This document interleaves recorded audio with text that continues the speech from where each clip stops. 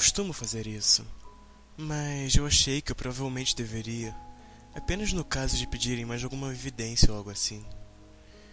Meu nome é Graham Luciani, tenho 28 anos, vivendo sozinho em minha casa de infância. Eu a herdei há vários anos após tanto a minha mãe quanto meu pai falecerem. A minha mãe morreu primeiro e um par de anos mais tarde o meu pai, e deixou esse lugar para mim. Às vezes pode ser muito difícil viver lá. Eu sou o mais novo de 8 filhos, então você pode imaginar o quão grande a casa teria que ser para acomodar tantas pessoas. A solidão é às vezes enlouquecedora, e não ajuda o fato de que o meu trabalho consiste em me sentar sozinho em uma sala, inserindo números em um computador. Nenhuma interação humana também. Quando eu herdei a casa, não estava particularmente em condições habitáveis. Eu não sei como meus pais tinham conseguido fazer isso. Janelas foram tapadas, o jardim estava abandonado, e o interior da casa era só poeira e sujeira de negligência. Após cerca de uma semana, mais ou menos, eu consegui fazer o lugar parecer bastante decente, mas depois de um tempo, o enorme tamanho da casa apenas provou ser demais para só eu cuidar. Então, eu decidi que em vez de vendê-la e me mudar, eu deveria converter a casa em 2 partes menores e alugar uma delas. Eu não teria que limpar tanto, e eu seria capaz de coletar dinheiro de aluguel de quem se mudasse. Assim as renovações se pagariam em pouco tempo. Parecia ideal para mim. Na cidade onde eu moro, antes de você fazer grandes modificações no seu lote, de qualquer maneira, você tem que primeiro visitar a Câmara Municipal e discutir os seus planos e pedir permissão. Na maioria das vezes é muito direto e simples. Aparentemente, não foi o meu caso. Eu visitei a Câmara Municipal depois de fazer uma consulta com o Sr. Alan Carter, que era o atual supervisor de lotes de desenvolvimento na época. Eu sentei-me em seu escritório e depois de discutir minha ideia para transformar a minha casa em 2 gêmeas, ele usou o seu interfone para pedir que alguém recolhesse as plantas da minha casa da sala de registros para que eu pudesse explicar com clareza o que eu estava falando e o que eu pretendia fazer. Depois de alguns minutos de conversa menor, uma moça bastante atraente entrou na sala, carregando uma folha de papel A3 enrolado. Ela entregou ao Sr. Carter e, depois de sorrir para mim, ela saiu e não mais voltou. Tudo estava indo bem, até que o Sr. Carter mostrou-me as plantas. Eu nem sequer a vi no início, mas, depois de algum tempo, eu percebi que parecia haver uma porta que levava a uma pequena sala com um conjunto de escadas no que era, na época, a minha cozinha. Eu apontei para Carter e ele me deu um olhar estranho. Sr. Luciani, isso parece ser uma escada de porão. Eu fiquei surpreso. Eu tinha vivido nessa casa há quase 20 anos já ao todo, e eu nunca soube nenhuma vez sobre qualquer tipo de porão. Eu perguntei a Alan se eu poderia levar os conjuntos comigo para casa para investigar a recém-descoberta área, mas ele se recusou, dizendo que ele não podia me deixar sair do edifício com o original. Ele, no entanto, me deu uma cópia. Quando voltei para casa naquela noite, eu fiz uma xícara de café, peguei uma lanterna e dei uma olhada ao redor da minha cozinha em torno da área suposta onde a porta estava. Mamãe e papai tinham colocado o papel de parede da cozinha há muitos anos, e uma vez que ainda estava em tão boas condições, eu não tinha retirado durante a minha primeira sessão de decoração. Era uma coisa feia, amarelo com padrão floral, e agora que eu estava perto, correndo os dedos ao longo dele para encontrar algum sinal de recuo, eu meio que desejei que eu tivesse rasgado antes. Depois de algum tempo vasculhando ao redor do papel de parede, eu realmente encontrei uma pequena área que parecia irregular. Agora, relativamente animado para descobrir o que estava nessa nova sala, eu peguei uma faca de cozinha do corredor da pia e cortei fora a área de papel da parede. Depois de um tempo rasgando e cortando, eu finalmente arranquei a maior parte dele, revelando uma porta. Eu rasguei o resto e a porta parecia ser feita de uma madeira relativamente resistente, Eu não tinha maçaneta. Em vez disso, tinha uma depressão que me permitiu abrir a porta com um movimento deslizante, semelhante à forma como uma porta automática se abre em supermercado. A porta se abriu em um frio vazio.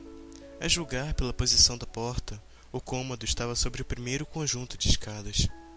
Eu usei a lanterna para olhar ao redor. Não havia realmente nada de interessante sobre este lugar.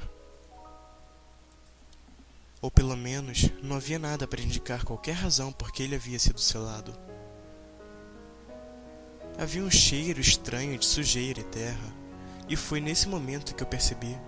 Os meus pais devem ter sabido sobre este lugar, pois foram eles que decoraram a casa antes de eu nascer. Com a lanterna em uma das mãos e a faca de cozinha na outra, eu entrei no cômodo. Com certeza, lá estava o conjunto de escadas. Ela levava para o que parecia ser um profundo e interminável abismo negro. Eu me perguntei se eu deveria me virar e ir embora, mas a ideia de ter esta área estranha e misteriosa aberta para mim, enquanto eu estaria dormindo no andar de cima, era meio assustadora. Eu só queria dar uma olhada antes de eu fazer qualquer outra coisa, então eu desci as escadas. Meus passos eram incrivelmente altos contra as escadas de madeira, e conforme eu ia mais e mais fundo para o abismo, o ar tornou-se frio de gelar os ossos, e o cheiro de terra tornou-se mais forte. Eventualmente cheguei ao fundo e descobri que eu estava agora, de pé, não em madeira ou carpete, ou o que você esperaria em um porão, mas sim lama. A luz da lanterna revelou que eu estava agora em um corredor maciçamente longo. Cautelosamente eu comecei a andar por ele. Eventualmente me deparei com uma sala à minha esquerda, que era separada do corredor por uma fina e decadente cortina. Eu entrei e fiquei horrorizado com o que eu havia visto. Dentro da sala, eu encontrei o que pareciam ser cadáveres humanos em decomposição. Cada um deles estava completamente dilacerado e deixado em uma pilha irregular.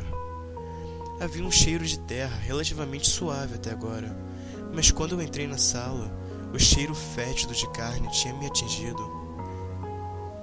Eu imediatamente me senti enjoado e tive que sair da sala por 1 minuto para recobrar os meus sentidos. Eu entrei em pânico. Eu estava prestes a voltar para cima para chamar a polícia, quando a curiosidade levou a melhor sobre mim. Então, eu dei um passo de volta para o quarto e dei uma olhada melhor ao redor com a lanterna, enquanto eu usava a camisa para cobrir o nariz do fedor. Dentro da sala haviam muitos itens estranhos que eu não esperava ver. Dadas as circunstâncias, havia um pequeno rádio quebrado em uma prateleira, vários pequenos ursos de pelúcia espalhados pelo chão e um cavalo de balanço que tinha sido completamente destruído. Inquietamente, também vi uma cama de solteiro. Teria algum tipo de assassino doente vivido debaixo de mim esse tempo todo? Eu avistei um pequeno livro desgastado que estava aberto na prateleira ao lado do rádio. Eu o agarrei e saí de lá. A polícia poderia verificar onde mais o corredor levava. Eu queria dar o fora de lá antes que o que quer que tenha pegado aquelas pessoas voltasse. Assim que eu passei através da porta de correr, eu joguei o livro que eu encontrei sobre o balcão da cozinha e fechei a porta. Eu estava absolutamente aterrorizado com o que tinha matado todas aquelas pessoas de alguma forma, voltasse e visse que eu tinha estado lá e viesse para cima de mim. No entanto, não havia nenhuma maneira de eu bloquear a porta. E por isso eu decidi pegar o meu celular, chamar a polícia e sentar-me em frente à porta com a faca de cozinha. A polícia me disse que eles chegariam tão logo um policial estivesse livre. Sentei-me na mesa da cozinha opostamente à porta recém-descoberta e apertei meu punho sobre a faca. Eventualmente, depois de alguns minutos, eu percebi o quão sujas minhas mãos de roupas estavam de ir lá embaixo. Eu me levantei para apenas lavar rapidamente minhas mãos sobre a torneira. No entanto, eu avistei o livro que eu tinha trazido para cima. Eu peguei e dei uma olhada mais de perto. Ele era feito de couro desgastado e parecia bem utilizado. Ele também era incrivelmente grosso. Eu o abri e imediatamente fiquei confuso. Havia estranhas fotos infantis desenhadas de uma criatura estranha, olhando e rabiscando o que eu não entendia. Parecia ser um diário, porque havia datas em cada página e ele parecia ser um diário especificamente de 1978. Durante todo o diário, as imagens desta estranha criatura, juntamente com dois outros rabiscos que pareciam vagamente humanos, eram um tema recorrente. E ocasionalmente, eu via a palavra DUG rabiscada nas páginas. Eu estava no meio de tentar decifrar uma dessas páginas, quando houve uma batida severa na minha porta da frente.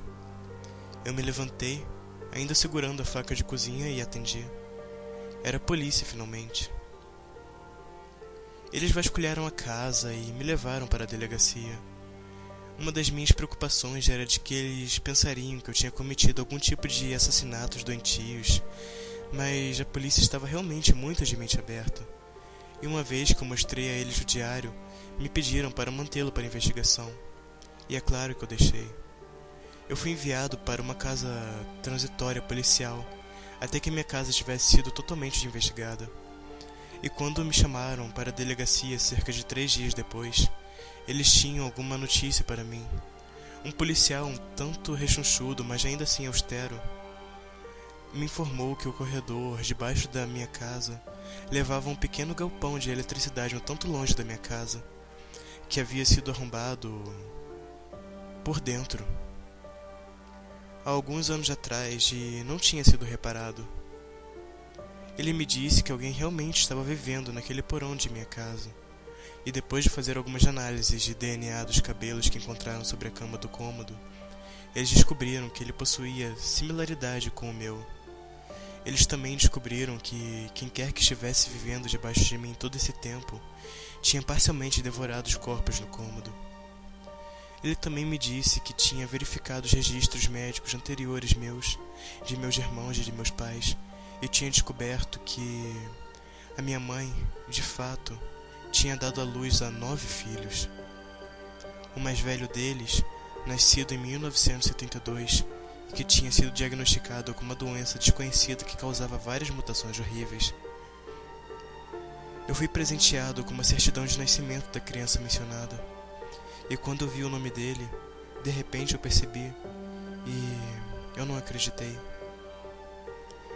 Nascido em 29 de maio de 1972, Douglas Luciani.